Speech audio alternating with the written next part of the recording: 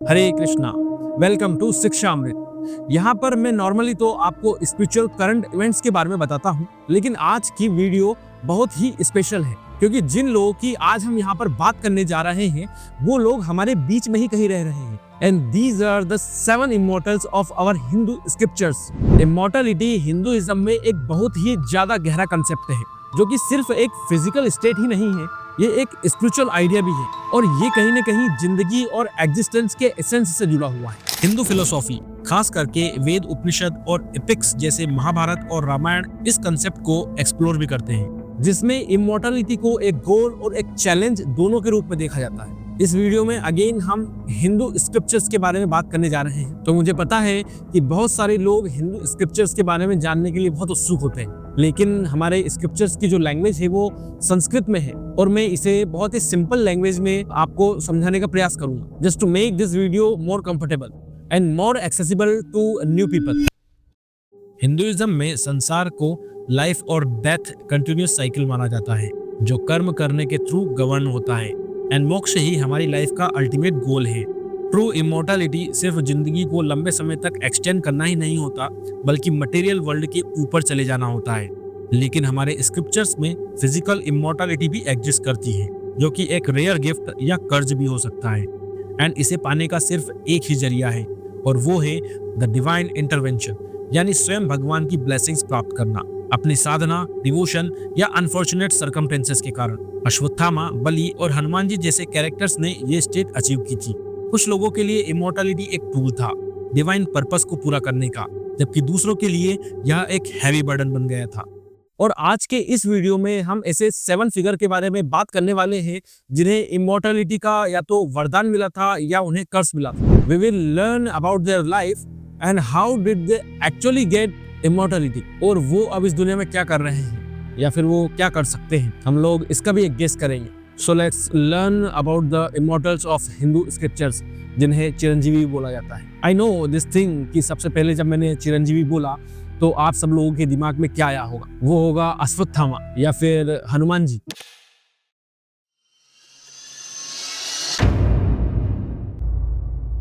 अश्वत्थामा पांडव और कौरवों के राजगुरु द्रोणाचार्य और कृपि के बेटे थे। अश्वत्थामा एक खास बच्चे थे एंड उनके जन्म को काफी शुभ माना जाता था। जन्म से ही उनके माथे पर एक मणि लगी हुई थी। यह मणि उन्हें खुद शिव भगवान ने दी थी, क्योंकि अश्वत्थामा शिव जी के बहुत बड़े भक्त थे। And it is also said कि उनकी मणि में डिवाइन पावर्स भी थी, जो अश्वत्थामा को सुपर ह्यूमन एलिजिबिलिटी देती थी। इवन विदाउट दिस मणि, द्रोणाचार्य के बेटे होने के कारण अश्वत्थामा एक काफी कैपेबल फाइटर थे।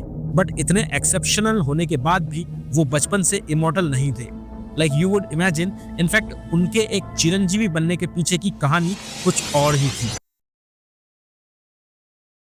जैसा कि तुम्हें पता ही होगा, अश्वत्थामा महाभारत के युद्ध के एक इंपॉर्टेंट पार्ट थे एंड उन्होंने यह युद्ध कौरवों की साइड से लड़ा था। लेकिन पहले अपने पिता द्रोणाचार्य और फिर दुर्योधन की मृत्यु के बाद अश्वत्थामा अपने गुस्से में इतने ज्यादा पागल हो चुके थे कि उन्होंने पांडवों को किसी भी तरह मार गिराने की ठान ली थी। इसलिए उन्होंने डिसाइड करा था कि अंधेरा होने के बाद जब पांचों पांडव अपने टेंट में सो रहे होंगे, उसी वक्त वो नींद में ही उनकी जान ले लेंगे। द ओनली प्रॉब्लम वाज कि जो 5 लोगों को उन्होंने अंधेरे में मारा था वो पांडव नहीं, बल्कि उनके 5 यंग बेटे थे। Combine this with the fact कि अश्वत्थामा ने सूर्यास्त के बाद हमला करके लिटरली वॉर क्राइम कमिट करा था, तो इस बात को पांडव छोड़ने नहीं वाले थे।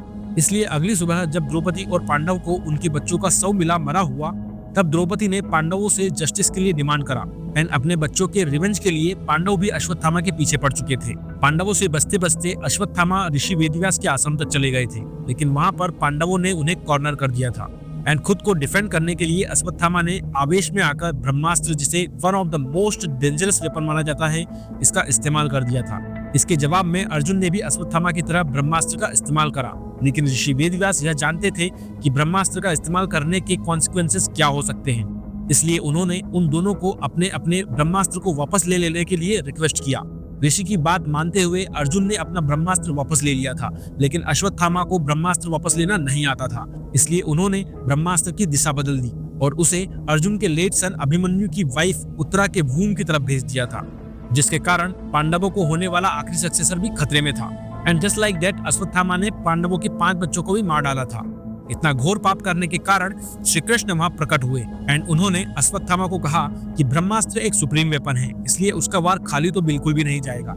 और उत्तरा के गर्भ में पल रहे बच्चे को बचाने के लिए भगवान श्री कृष्ण ने अपनी साइज अंगूठे के बराबर की और उत्तरा के गर्भ में पल रहे बच्चे परीक्षित को सुरक्षा प्रदान की।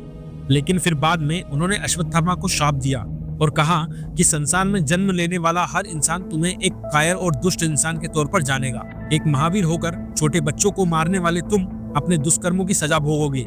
आने वाले 3000 सालों तक तुम इस पृथ्वी पर बिना किसी लक्ष्य के घूमोगे, ना तुम्हारा कोई साथी बनेगा और ना ही तुम किसी से वार्तालाप कर पाओगे। तुम सदैव अकेले रहोगे और कभी भी किसी मनुष्य से तुम्हारा सामना नहीं होगा। तुम जंगलों और बीहड़ों में रहा करोगे।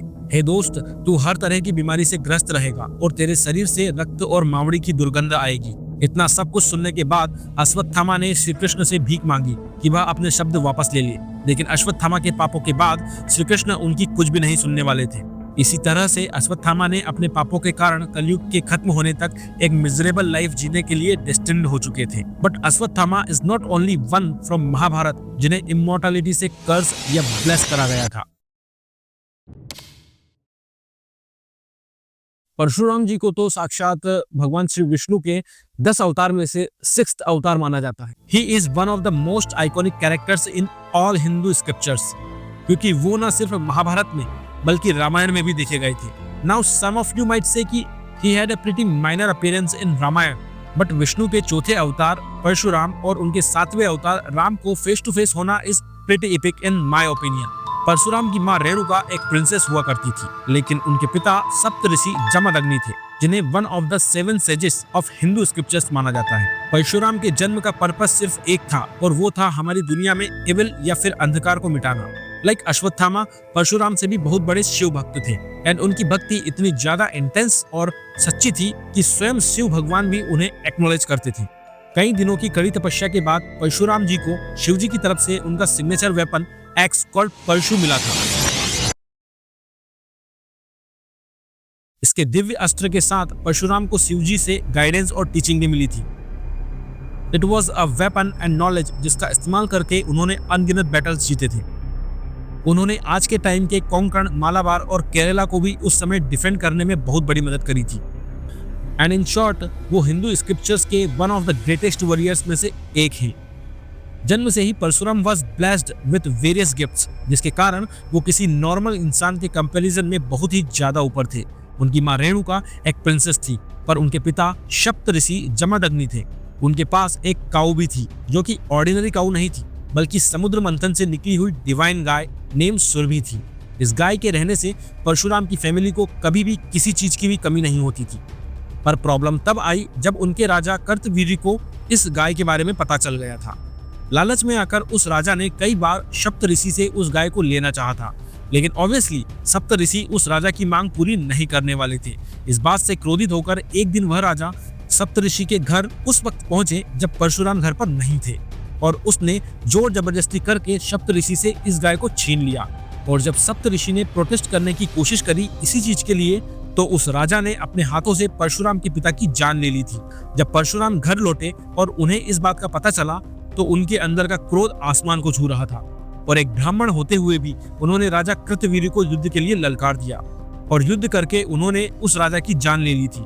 इस इंसिडेंट के बाद पूरी क्षत्रिय कम्युनिटी ने परशुराम को सबक सिखाने के लिए उन्हें युद्ध के लिए ललकारा, लेकिन परशुराम ने एक एक करके सारे क्षत्रियों को हरा दिया था। एंड अपने इस काइंड ऑफ किलिंग इमोशन में उन्होंने पूरे क्षत्रिय कम्युनिटी को सर्वनाश कर दिया था। He then vowed to wipe out the entire Kshatriya clan 21 times, और उन्होंने एग्जैक्टली वैसा ही करा। शिव जी की गाइडेंस और कृपा के कारण परशुराम इतने ज्यादा शक्तिशाली और स्किल्ड हो चुके थे कि भीष्म पितामह, द्रोण और कर्ण भी परशुराम के ही स्टूडेंट थे। लेकिन शिव जी से उन्हें सबसे बड़ी ब्लेसिंग जो मिली थी वो था उनका Rudramani. Rudramani is believed to a part of lord Shiva, इसलिए जिस किसी के पास ये मणि हो उसका मौत कुछ भी नहीं बिगाड़ सकती थी। And the only way to end their life is lord Shiva himself. इसलिए परशुराम एक चिरंजीवी बन गए, लेकिन उनके इमॉर्टल होने का एक बहुत ही स्पेसिफिक और जरूरी कारण भी है, क्योंकि वो इतने ज्यादा स्किल्ड और नॉलेजेबल थे। इट इज बिलीव कि जब विष्णु के 10वें अवतार कल्कि का जन्म होगा, तब परशुराम ही कल्कि को ट्रेन करेंगे। और उन्हें दिव्य अस्त्र प्रदान करने में उनकी मदद करेंगे। टू बी ऑनेस्ट, परशुराम की life story is very interesting and it deserve a video of its own. उनके बारे में बताने के लिए बहुत कुछ है। So if you want to know more about Parshuram then you can tell me in the comments. मैं उस पर जरूर वीडियो बनाऊंगा।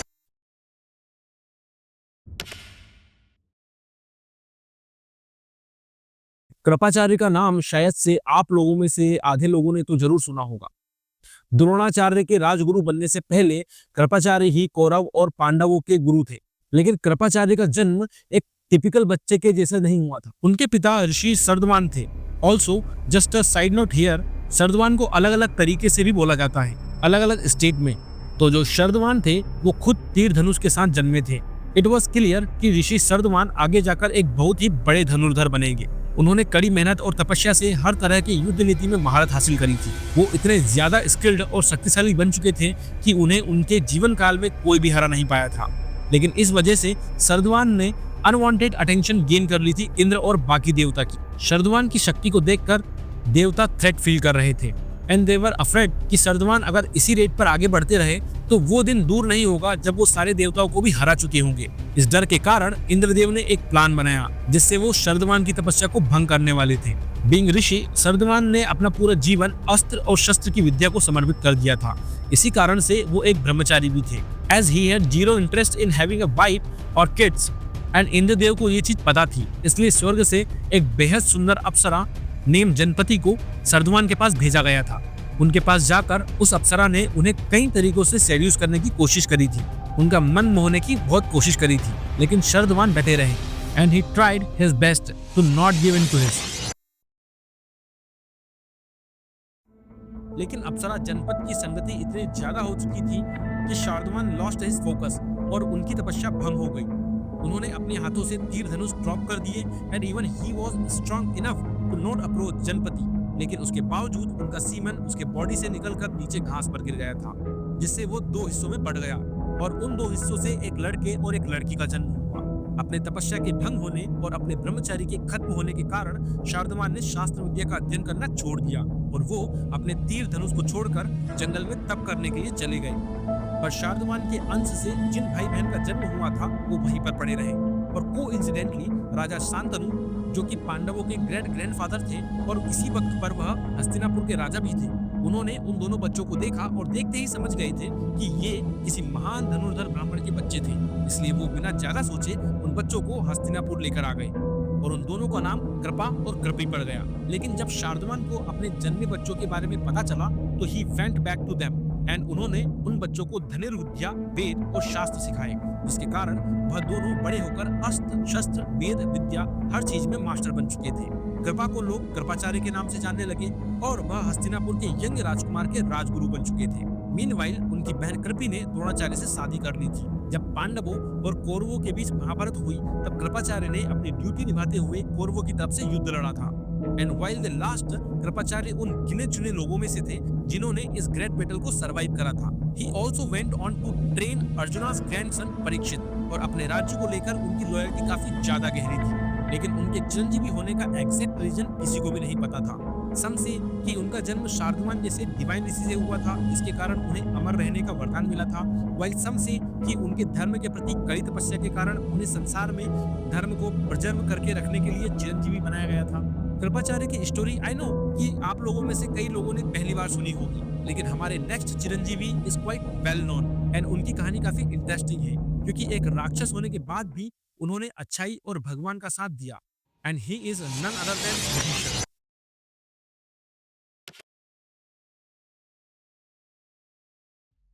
नाउ विभीषण बहुत ही ज्यादा इंटरेस्टिंग थे क्योंकि विभीषण खुद में एक राक्षस थे। So even though he was a राक्षस बट उनकी फैमिली ट्री काफी ज्यादा इंटरेस्टिंग थी। विभीषण के पिता ऋषि विश्रा सप्त ऋषि पुलस्त्य के बेटे थे। सो बीइंग सप्त ऋषि, पुलस्त्य सन ऋषि विश्रा के अंदर भी शुरू से ही एक ऋषि और एक ब्राह्मण के गुण थे।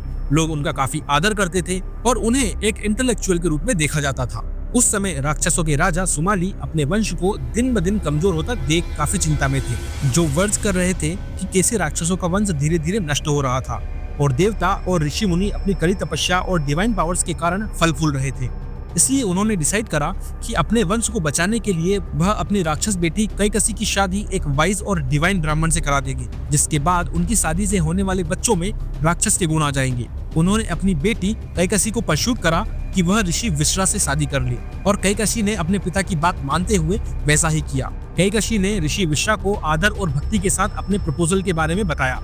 एंड ऑब्वियसली ऋषि विश्रा के लिए कैकसी के प्रपोजल को मान लेना बिल्कुल भी आसान नहीं था, क्योंकि ऐसा करने से उनकी लेगेसी और लीनियज में काफी बड़ा कलंक लग जाता था। लेकिन कैकसी की सिंसियरिटी और ऑनेस्टी से ऋषि विश्रा इतने प्रसन्न हुए कि उन्होंने आखिरी में कैकसी से शादी कर ली। उनकी शादी से 4 बच्चे हुए, एंड चारों के चारों जन्म से ही राक्षस थे except one, and he was Vibhishan. Vibhishan अपने भाई रावण और कुंभकर्ण की तरह बिल्कुल भी नहीं था। एक राक्षस की तरह दिखने के बाद भी विभीषण के अंदर अपने पिता ऋषि विश्रा के सारे गुण थे। वो बहुत ही धार्मिक थे, सच्चे थे, एंड खुद को ब्राह्मण की तरह कंसिडर करते थे। रामायण के समय में भी जब रावण ने माता सीता को किडनैप किया था, तो उस समय भी विभीषण ने अपने राक्षस भाई को एडवाइस करा था कि वह ऐसा ना करे, और रावण ने ऑब्वियसली अपने भाई की बात नहीं मानी। एंड इंस्टीड उसने विभीषण को उसके अच्छे और धार्मिक नेचर के लिए कई बार क्रिटिसाइज भी करा था। इन्हीं कारणों से रामायण के युद्ध में विभीषण ने अपने भाई की साइड छोड़कर श्री राम को अपना लिया था, और हर पॉसिबल तरीके से उन्होंने श्री राम की उस लड़ाई में मदद की थी। विभीषण बचपन से ही सिर्फ भगवान का ही नाम जपा करते थे, जिससे इम्प्रेस होकर ब्रह्मा ने विभीषण को एक वरदान ऑफर करा था। लेकिन विभीषण ने ब्रह्मा से सिर्फ इतना ही मांगा था कि उनका मन हमेशा भगवान के चरणों में समर्पित रहे। वह चाहते थे कि उन्हें इतनी शक्ति मिले कि वह हमेशा भगवान के चरणों पर रहे, ताकि लॉर्ड विष्णु की नजर उन पर पड़ती रहे। और रामायण में उनकी ये इच्छा भी पूरी हो गई थी, जब उन्होंने सब कुछ त्याग कर श्री राम को ज्वाइन किया। रावण को हराने के बाद श्री राम ने विभीषण को लंकापति घोषित कर दिया था, और उन्हें एक लंबी उम्र से ब्लेस भी करा था, ताकि वह हमेशा अपने राज्य और प्रजा का ध्यान रख पाए। दिस इज हाउ वो एक चिरंजीवी बन पाए। एंड आज भी श्रीलंका के सिंहाला कम्युनिटी के लोग विभीषण को one of the 4 heavenly king में से एक मानते हैं।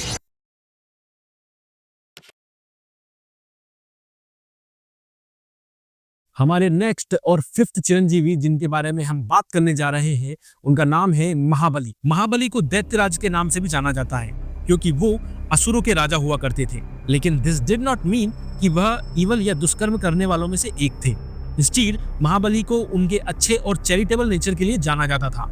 उनकी परवरिश उनके ग्रैंडफादर प्रहलाद के द्वारा की गई थी, जिन्होंने महाबली को बचपन से ही एक ईमानदार, वाइज एंड जनरस इंसान बनाया था। Yes, you heard it right. असुरों का राजा होने के बावजूद महाबली एक इंसान ही थे, क्योंकि उनके पेरेंट्स भी ह्यूमन बीइंग्स थे। इसलिए इंसान होते हुए भी वह असुरों के वंश से बिलोंग करते थे।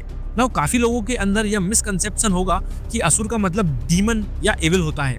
यह होना जायज है, क्योंकि नाम ही ऐसा होता है, बट इन रियलिटी असुर सिर्फ एक क्लैन है, जिसके लोगों को थ्रू आउट हिंदी हिस्ट्री देवता अपोज करते हुए आए हैं। सो इसलिए इतने सालों से यह थोड़ा सा मिसकंसेप्शन बन गया है लोगों के दिमाग में। With that all the way, अपने ग्रैंडफादर के बाद महाबली असुरों के राजा बन चुके थे, एंड उनके राज्य में सब कुछ काफी पीसफुल और अच्छा हुआ करता था। उनका राज्य प्रेजेंट डे केरला को माना जाता है, एंड इट इज सेड कि एट वन पॉइंट उन्होंने स्वर्ग लोक, पाताल लोक और धरती लोक तीनों को कॉन्कर कर लिया था, और पूरी दुनिया को अपने रूल के अंदर ले लिया था। नाउ पूरी दुनिया पर राज करने के बाद भी महाबली के अंदर कोई घमंड या बुरा बर्ताव नहीं आया था, क्योंकि वह इसके बाद भी एक दानी और परोपकारी राजा थे। लेकिन देवताओं को यह बात बिल्कुल भी पसंद नहीं आ रही थी कि स्वर्ग लोक पर उनकी जगह महाबली राज कर रहे थे। इसलिए उन्होंने श्री विष्णु को अप्रोच करा एंड उनसे रिक्वेस्ट किया कि वह स्वर्ग लोक का कंट्रोल महाबली से लेकर वापस देवताओं को सौंप दे। मीनवाइल महाबली ने अपने गुरु शुक्राचार्य की एडवाइस पर अश्वमेध यज्ञ रखा था, सो दैट महाबली तीनों लोगों पर अपना कंट्रोल मेंटेन कर सके। उन्हीं यज्ञों में से एक यज्ञ के दौरान महाबली अपनी प्रजा की इच्छाओं को पूरी कर रहे थे, एंड उसी समय श्री विष्णु एक ब्राह्मण लड़के का फॉर्म लेकर वहां पहुंच गए। यह भेष विष्णु जी का 5th फॉर्म था, जिसे लोग वामन अवतार के नाम से भी जानते हैं। जब महाबली ने उस लड़के से पूछा कि उनकी कौन सी इच्छा वह पूरा करना चाहता था, तो उस लड़के ने महाबली से बस इतना कहा कि उसे राजा महाबली से इतनी सी ही लैंड चाहिए जितनी उसके 3 कदम कवर कर पाए। यह सुनकर महाबली थोड़ा सा कंफ्यूज हो गए थे। उन्होंने 3 पग जमीन देने के लिए हाँ कर दिया, और सिर्फ 2 कदम में विष्णु के वामन अवतार ने तीनों लोगों को कवर कर दिया था। और जब उनके पास अपना तीसरा कदम रखने के लिए कुछ भी नहीं बचा था, तब राजा महाबली ने विष्णु जी को एक्नॉलेज करते हुए उनके सामने नतमस्तक होकर बैठना सही समझा, क्योंकि अब सिर्फ उनकी बॉडी ही थी जो उनके पास बची हुई थी। फिर वामन देव ने तीसरा कदम महाबली के ऊपर रखा और उन्हें पाताल की हाईएस्ट फॉर्म सुतल की ओर भेज दिया। लेकिन सिंस महाबली विष्णु के बहुत बड़े भक्त थे, तो वामन देव ने उनकी भक्ति को देखते हुए महाबली की एक आखिरी रिक्वेस्ट मान ली। महाबली ने वामन देव से रिक्वेस्ट की थी कि भगवान उन्हें हर साल सिर्फ एक बार उन्हें अपनी प्रजा को विजिट करने की परमिशन दे, सो दैट वो इंश्योर कर सके कि महाबली की प्रजा हैप्पी एंड सेटिस्फाइड है। एंड ऑब्वियसली विष्णु जी ने महाबली को यह प्रॉमिस दे दी। एंड उस दिन से लेकर आज तक ऐसा माना जाता है कि वह अपनी प्रजा को विजिट करने हर साल धरती पर वापस आते हैं और अपने प्रजा को हैप्पीनेस और प्रॉस्पेरिटी के साथ ब्लेस करते हैं। इस मान्यता के कारण ही महाबली को एक चिरंजीवी माना जाता है एंड उनके आने की खुशी में इंडिया के सदर्न पार्ट में ओणम फेस्टिवल सेलिब्रेट किया जाता है।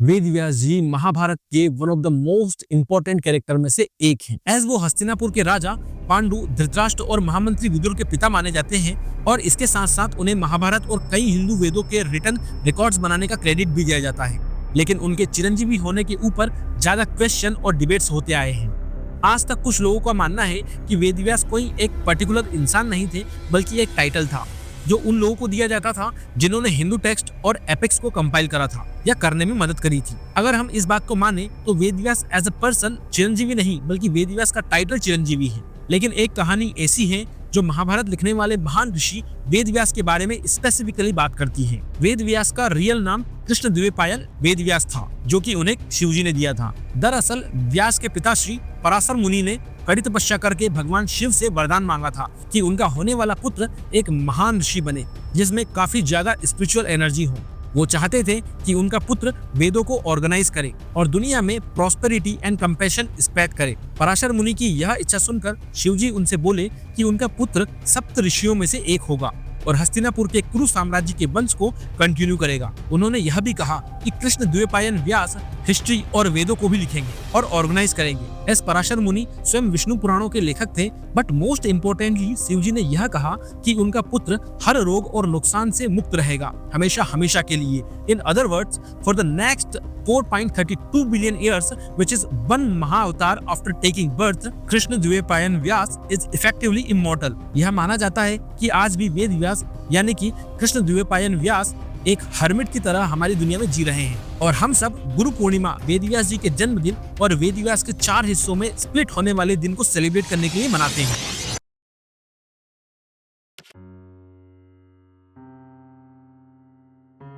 और हमारे 7वें और आखिरी चिरंजीवी है हनुमान जी। आई नो कि आप सब लोग काफी देर से वेट कर रहे होंगे हनुमान जी के बारे में सुनने के लिए। आई एक्सेप्टेड ऑल्सो कि हनुमान जी सबसे ज्यादा स्ट्रॉन्गेस्ट देवता है और हम सब लोग उनको काफी ज्यादा मानते। हनुमान जी की माँ अंजना शिव जी की एक डिवोटी थी और वह उनसे रेगुलरली प्रे करती थी एंड एक दिन यह प्रेयर्स शिव जी तक पहुंच गए थे। अंजना माता के डिवोशन और सिंसियरिटी से इंप्रेस होकर उन्होंने अंजना माता को वरदान में एक ऐसा बच्चा देने का डिसाइड करा जो स्वयं शिव जी का इनकारनेशन होगा, क्योंकि वह चाहते थे कि यह बच्चा विष्णु अवतार राम की आगे जाकर सहायता करे। इसलिए जब अयोध्या के राजा दशरथ ने अपने होने वाले बच्चे के लिए यज्ञ करवाए थे, तब शिव जी के इंस्ट्रक्शन पर वायुदेव ने दशरथ की रानियों के लिए बने आलू की खीर से थोड़ा सा हिस्सा निकालकर अंजना को दे दिया था। उस खीर को कंज्यूम करने के बाद अंजना ने एक डिवाइन चाइल्ड को जन्म दिया जिसमें ऐसी शक्ति और फुर्ती थी जिसका कोई भी तोड़ नहीं था।